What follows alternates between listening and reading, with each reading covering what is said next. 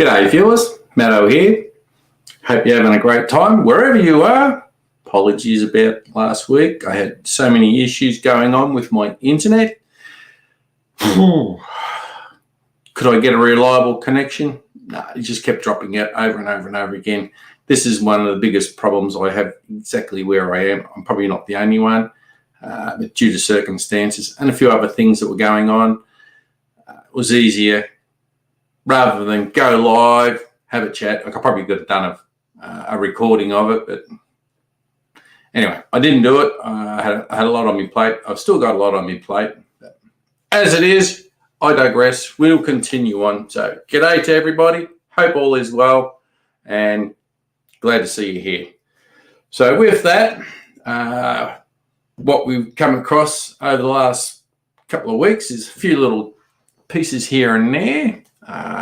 Some bad news, mostly good news, some funny news. I don't know whether you want to term it that way, but let's start it off. Well, an exclusive nightclub in Phnom Penh advertised a girls' night out. Sounds really good, doesn't it?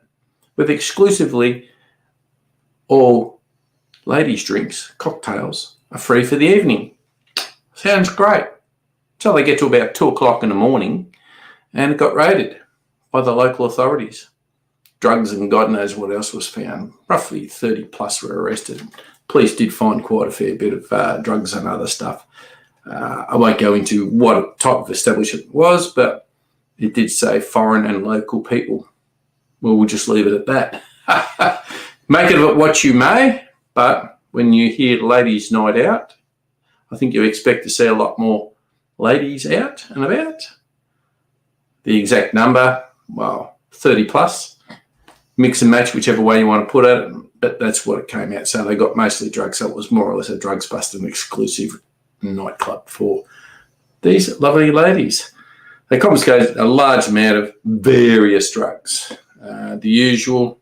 But anyway, so on that same front of drugs, going down that little side bit, I'm reading off my little notes that I've done here. I haven't got my glasses on because I don't want all the glare in my face. But anyway, 2 Cambodian and 1 Thai person was arrested for trafficking 250 kilos of methamphetamines and ketamine.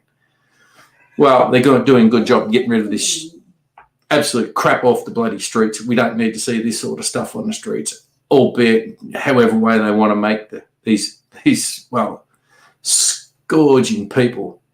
I don't know what you want to call them, but I don't like them. They deal in misery, and the people who take them end up being not very much of a part of a society and go down that cesspool of a lifestyle, and it never ends very well. You see it one way or another, i.e. they end up in jail or they end up dead, and the families are devastated by however these people deal with their drug abuse habits, whatever you want to call it. So anyway, they were caught. The court's now dealing with it. And from there on, and for the second time, the post in a week, we've heard, one ended up tragically, the other one didn't.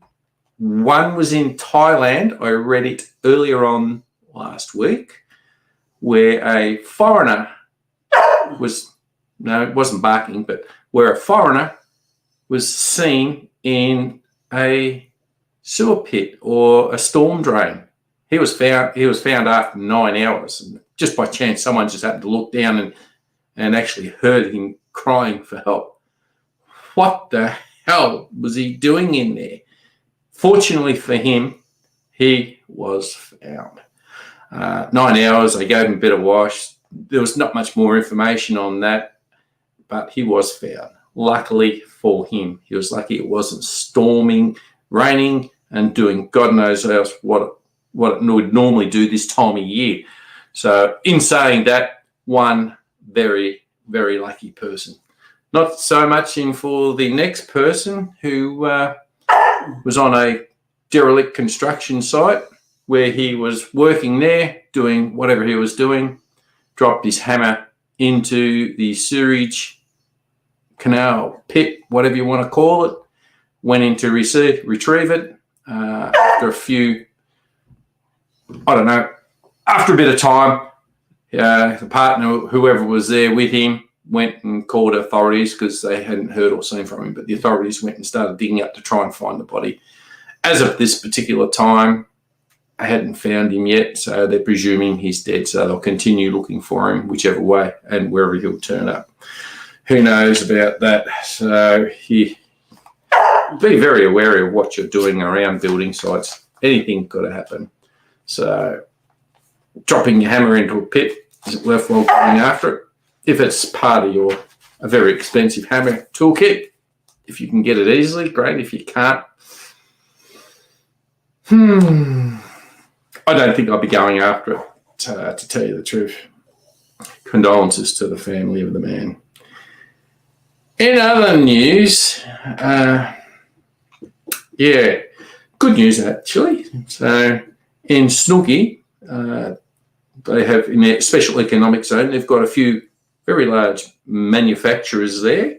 And it was what I'm talking more so is in a general tyre factory, which manufactures a lot of tyres and distributes them worldwide. They're in Snooki now doing their business, and another well-known brand, Wanley, which I do know of, have known, being in the transport industry for a long time, turn around and they are looking at signing an agreement to actually start up there in Cambodia as well. Exactly where? I'm assuming in Sihanoukville, but there are many other places around where they could possibly do it. I didn't read a great deal into it. There was no actual specifics on where it was, but usually the special economic zone is around Cambodia and their port authority, special economic zone down there. There are a few other special economic zones, sure, Bill, but for that, I would say that would possibly be it. There are a couple other places, Banteay Menche, who knows? But with that, that means more jobs for the locals. That's a good thing. So I reckon that's a win-win situation there. So on another side note, these rotten landmines, fortunately or unfortunately, whichever way you want to look at it, claimed 2 more people, but fortunately didn't claim their lives. So badly injured.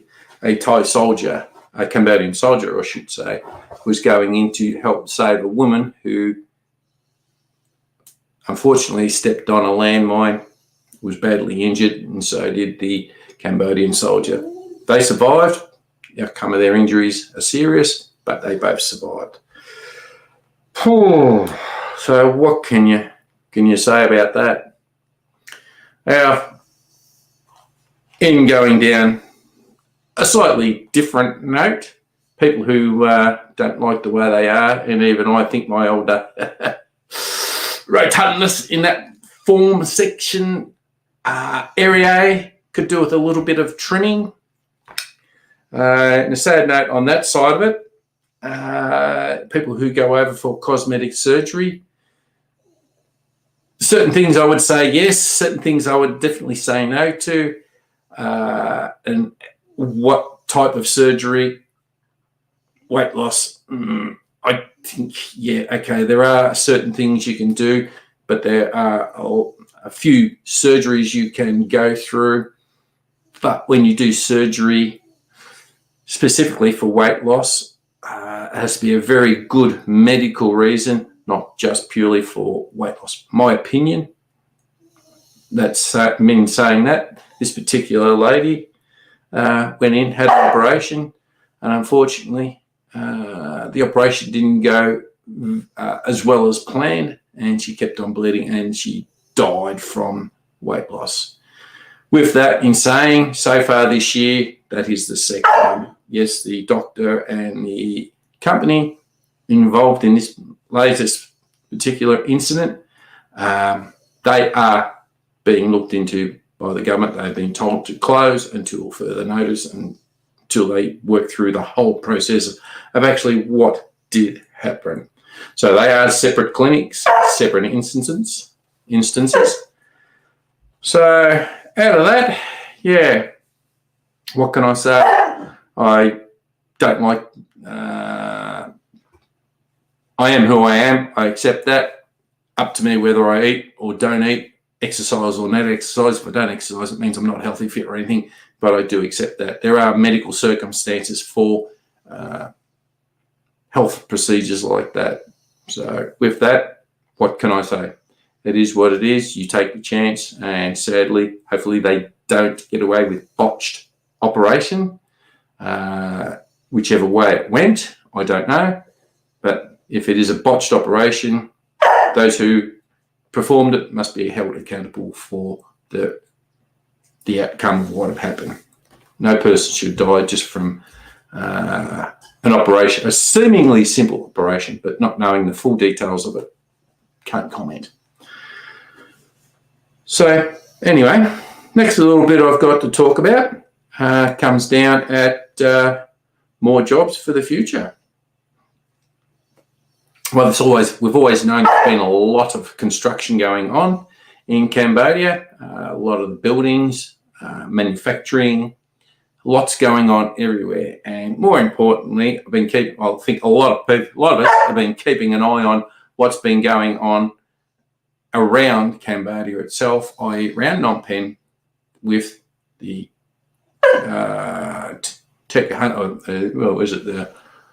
the Techo Stadium, and now the Techo Airport. The stadium's been finished. They had the Asian Games there. Looked fantastic. I was amazed from what I saw from all the different videos of how the stadium lit up at night time. The light show and everything was great. I actually did enjoy it. So I dare say I wasn't the only one. I'm just, well, I can't say upset. I would have been even happier if I had been there to see it all. So anyway, digress onto the Techo Airport. Now, they say that is due for completion in 2025. Exactly when? Not quite stated. Did hear it was supposed to be soon, but nothing has really been said just yet. But with the article that I read between Singapore, Changi Airport, technicians and so forth, Cambodia signed an agreement to train locals with all the services for the aircraft and the airport to do get that into their technical sidey thing, to service the planes and other duties, including upskilling the locals to everything that is necessary. So they're taking the locals, training them up, and sending them back for when the airport will be open, so the locals will be having a job locally in their own country, which will be very important for everybody. Jobs for locals, I'm always for that. As far as Cambodia is concerned, I'm not a fan of bringing in other people to do a local's job when there are locals that can actually do the job, i.e. Thailand.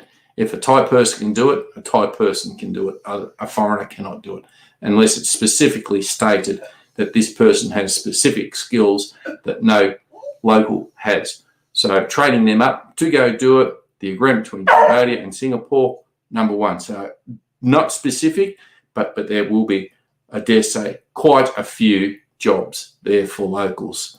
So when they all get upskilled, trained through, the process will start when they get closer and closer and closer to finishing the airport. Yes, I'll be looking forward to seeing that, because the plans and the pictures they projected across, it would look magnificent. We'll get there when we'll get there, and we'll all see that is a plus win-win for everybody within that. So not only have you got the airport that's coming, all the building around that, you'll have workers going to and from the airport, servicing the airport, doing everything there. And you've now also got the infrastructure to get to and from the airport. Billy, you're not on this stream, it's me, not you. Hush. Oh, he wants on the action too. Ha! I'll tell you one thing for a little knucklehead here. In 3 days' time, knucklehead turns 17. 17 years for my man, little mate Billy. Yay, Billy. We'll have a little party for him on Wednesday. 17 years I've had my woof. It's part of the reason why I can't go anywhere just yet. I'll digress with that one. So, let's see what else I've got here. There's been a lot of other things happening as well. People getting out and about. I did watch a few YouTubers out there, but most of them are just passing through, getting their opinion. Some good, some bad. Listening to them mispronounce a few things sort of irks me, but it is the way. But it is what they say, and they have all given positive comment on what they liked there. It was like quietly surprised. I think one day when I eventually get back there, yes, I will be overtly more than surprised on how everything has changed. Even from some of the video or the vloggers that I know of over there said it'll be vastly different to what I know from, dare I say, I'll just go on camera a little bit. It is coming up to, I just don't get this, close to 1,200 days since I've been. So that's 3 years. Let's see now, what is it? 3 years and 3 months. 39 months since I've been. Nearly 1,200 days. So just short of 1,200 days since I've been. I won't even go into the hours. My duties here, I'm still waiting for old mate above to do his little thing to make my last permanent move. He's in a different place. Knucklehead here, as you can hear, is still doing quite well. And birthday party time for him, special treats. But being let down by so many different people over the past 4 months has just gutted me. I've missed quite a few special events that was being planned over the 4 months prior. I'm over being hurt. I'm just disgusted, upset that people just kept letting me down. What do? I've just made the opinion now. I'm just going to sit here and wait. Anyway, that's my little sookie la for now. Until Billy's gone, I can't really travel anywhere. I can travel, even though Dad's still in the nursing home. But it's just a matter of time for him. It'll hurt, but that'll mean I'll be I'll be the next step closer to finishing up everything here. But until that happens, I'm still here in Melbourne, where it's lovely. And, well, actually, it wasn't too bad a day today. Bill and I went for a 7K walk. So that was all right. Had a chat to a few people, met some lovely little doofy, woofies and all that. But once Billy's moved on, which is totally up to him, that's when I'll actually be able to do my thing and get to go and travel. Billy! It's him trying to walk around. He doesn't walk around very well. Don't mind me for a sec till I move him out of the way. Yeah, back again. So with that, I also like to say, bad people on planes. What the fuck? You go and look on YouTube for all these, sorry, I shouldn't have said the funny word, all these people that travel on planes. And I know they're all from a very specific area, but you get on a plane, you're confined, you pay to be on that plane, you don't have to be like a dick. So I come across every now and again something local. It's not quite Phnom Pen local, but everybody travels on planes. Everybody tries to behave on planes, but you do get the odd person who is just a dick. And that's putting it very, very, politely. This particular woman wrote in my worst experience ever with Jetstar. I thought, I've had trouble with Jetstar many times to and from. Yes, I've had my little issues with them, as I have with other airlines as well, but not specifically about the airlines. My grief was, one of my instances was, I was told my flight got cancelled. That just created one nightmare after another. When I went to check in, I was told I was flying Emirates one particular time.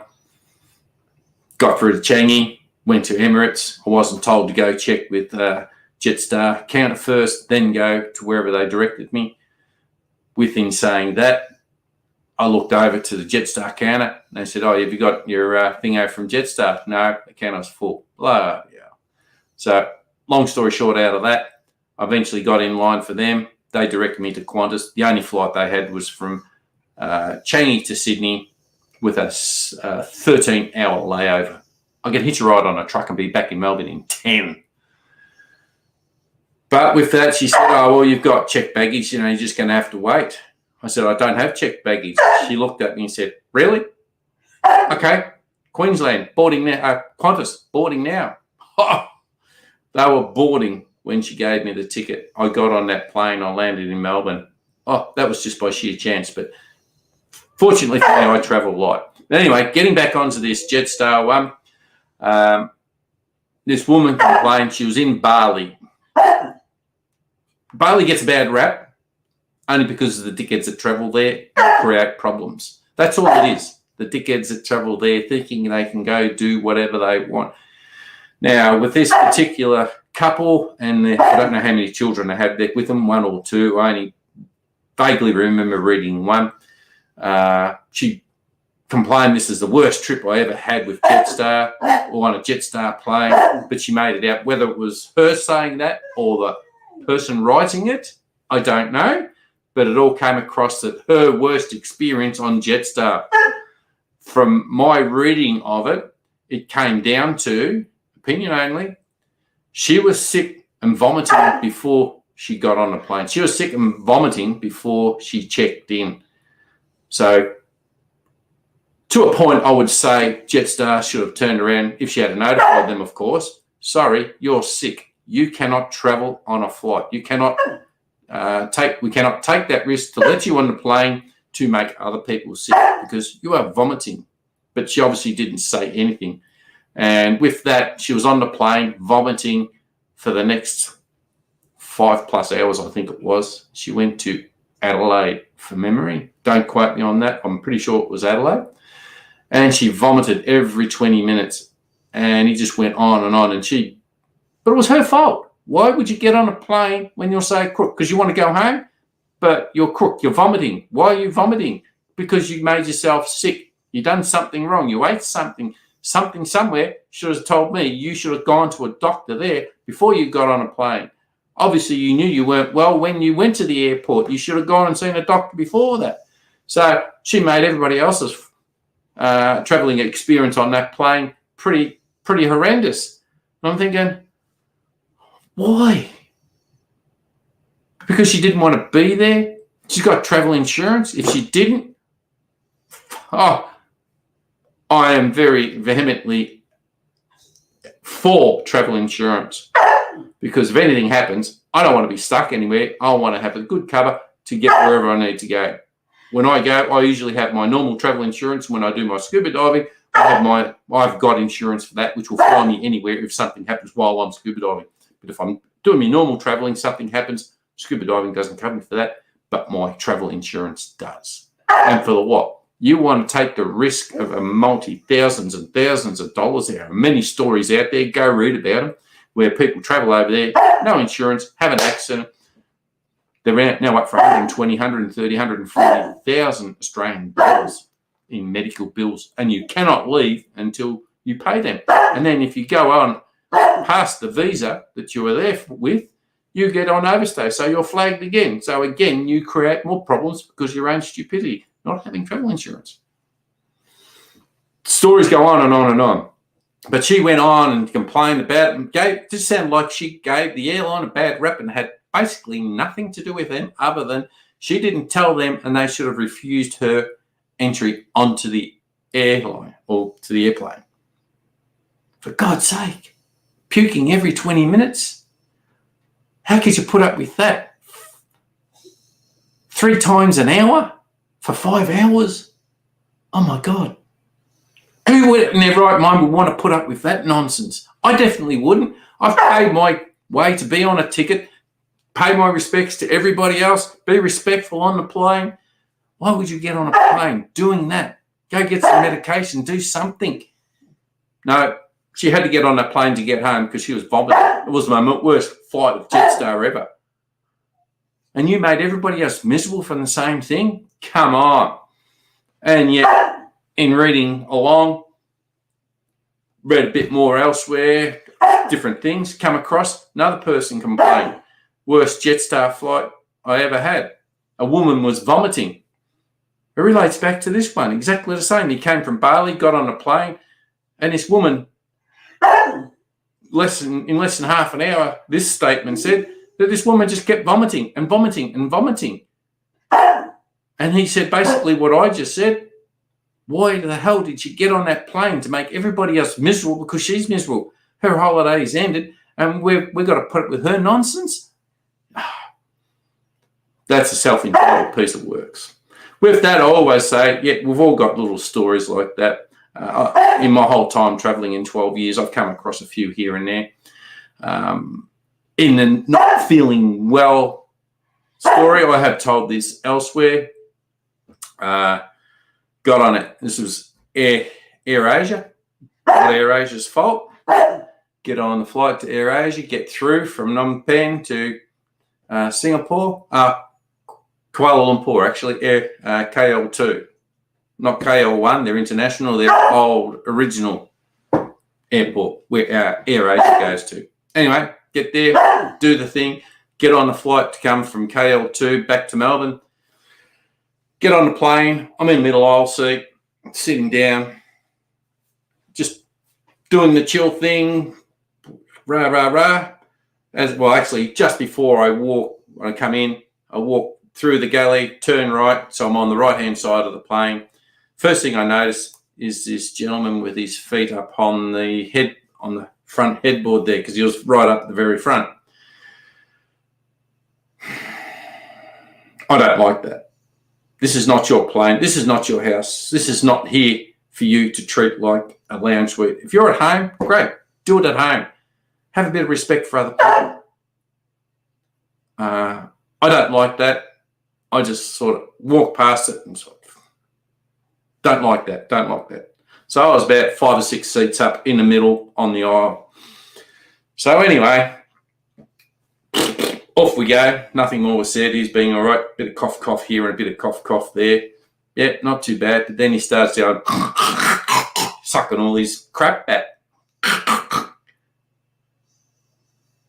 And I'm just thinking, you're kidding me, aren't you? This guy better not start doing that all night long.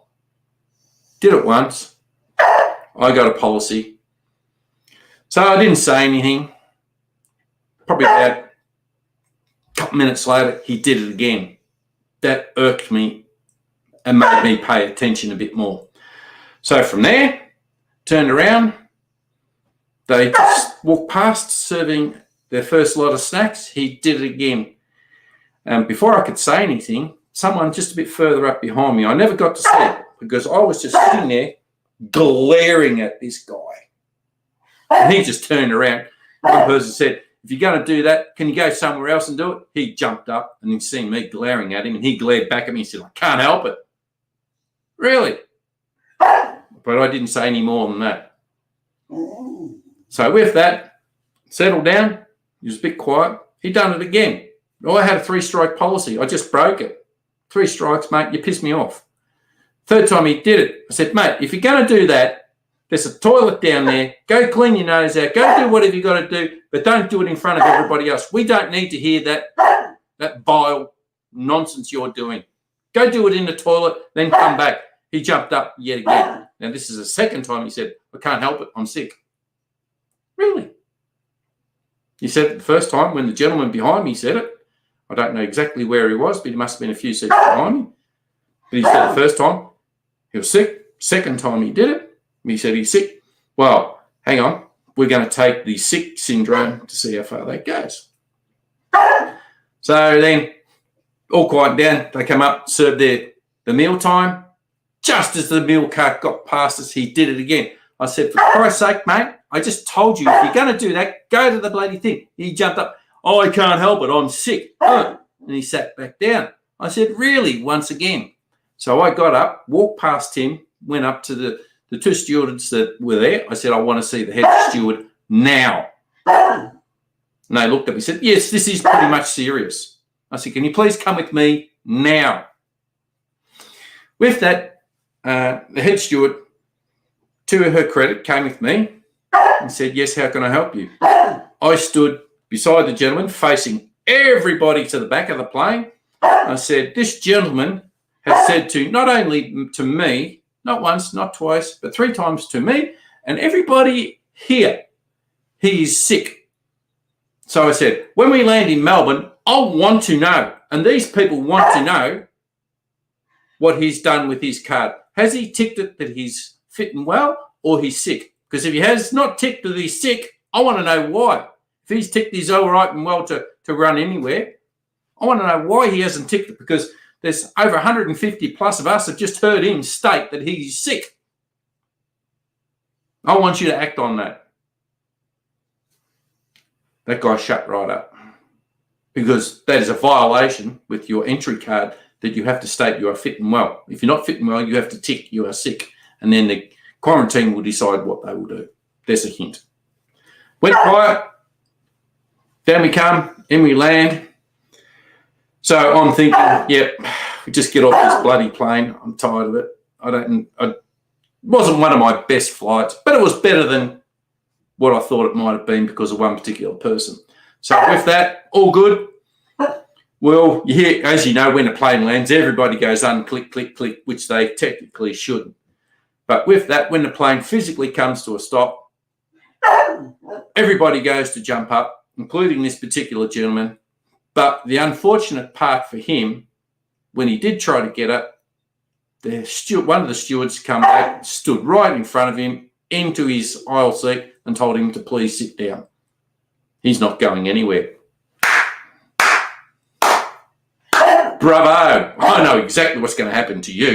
They're going to check you, make sure you have ticked correctly that you are sick and coming into Australia. So quarantine wants to know why and whether you are a danger. If you are a danger, bye.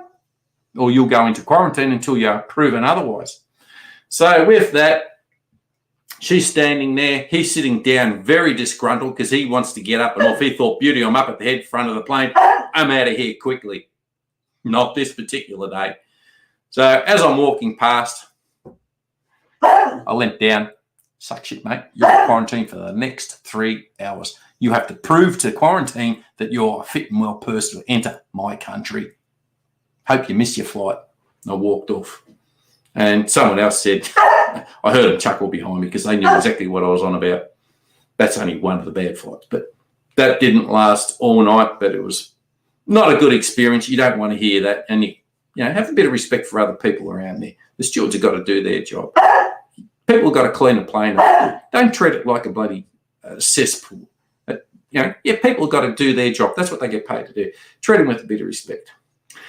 Anyway, on that note, that's what's been happening in and around. And just one of my little stories that I've had over the many years of travelling. And I hope you enjoyed. If you did enjoy, give me a thumbs up. I'll do hopefully another one soon. I'll try and keep this regular. I'm getting a little bit of leeway with it. Apologies for last week, but out of my circumstances, I see what happens. I got a big week this week, more so the end of the week. So I got a fair bit of stress shit nonsense to get through. How I get through that, I won't know until Friday night or Friday and when that happens, I'll know what goes on from there. Hopefully, fingers crossed, everything goes well. I can continue on, do what I'm doing. And with that, I'll be back again for another live chat to see what I can dig up and inform you on what's been happening around Phnom Penh, Cambodia. So until then, catch you in the next one. Ciao for now.